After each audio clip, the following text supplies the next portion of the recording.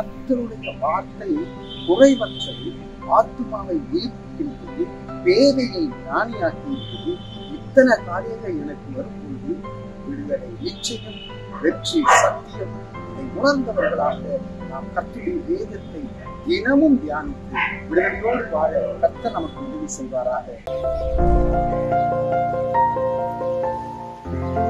கிறிஸ்துவுக்குள் மிகவும் பிரியமானவர்களே, 19வது சங்கீதம் ராக தலைவனுக்கு ஒப்புவிக்கப்பட்ட ஒரு அழகான பாடலாக இருக்கிறது.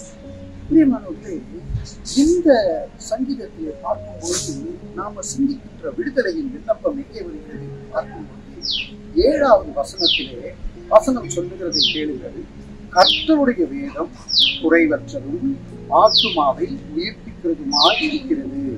கர்த்தருடைய சாட்சி சத்தியமும் பேதையை ஞானி ஆக்குகிறதுமாய் இருக்கிறது.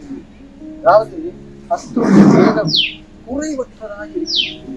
It is perfect. அது ஒரு குறைவு கூட நீங்க பார்க்கவே முடியாது.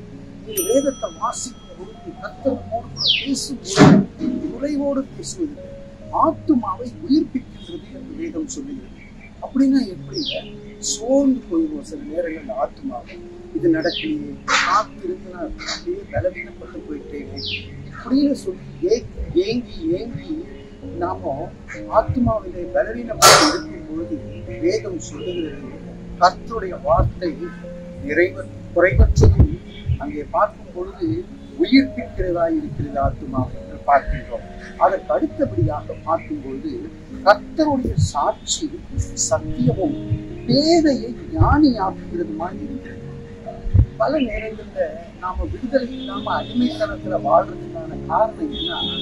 நாம இந்த பேதையை போல வாழ்கின்றோம், ஆத்மாவிலே சோர்ந்து காணப்படுகின்றோம். ஆகவே அடிமையின் வாழ்க்கையை போல விடுதலை இல்லாம இருக்கிறோம். ஆனா இன்னைக்கு ஆண்டவர் சொல்கிறார், கர்த்தருடைய வார்த்தை குறைவற்றது, ஆத்துமாவை உயிர்ப்பிக்கின்றது, பேதையை ஞானியாக்கின்றது. இத்தனை காரியங்கள் எனக்கு வரும்பொழுது விடுதலை நிச்சயம், வெற்றி சத்தியம். இதை உணர்ந்தவர்களாக நாம் கர்த்தருடைய வேதத்தை தினமும் தியானித்து விடுதலையோடு வாழ கர்த்தர் நமக்கு உதவி செய்வாராக. தலைகளை தாழ்த்தி தேவனை நோக்கி பார்ப்போம். அன்பு பரலோகத்தினாலே உங்களுடைய வேதம் எங்களுக்கு மனமகிழ்ச்சியாக இராது இருந்தால் நாங்கள் எங்களுடைய துக்கத்தில் மறுத்திருக்கிறோம். எங்களுக்கு உயிர்ப்பிக்கிறதா இருக்கிறது, எங்கள் ஆத்மாவை வேண்டியிருக்கிறது, எங்களுக்கு ஞானத்தை கொடுத்திருக்கிறது. And the way it is perfect, God. We thank you. And we submit ourselves into your mighty hands. In Jesus' name we pray. Amen. Amen.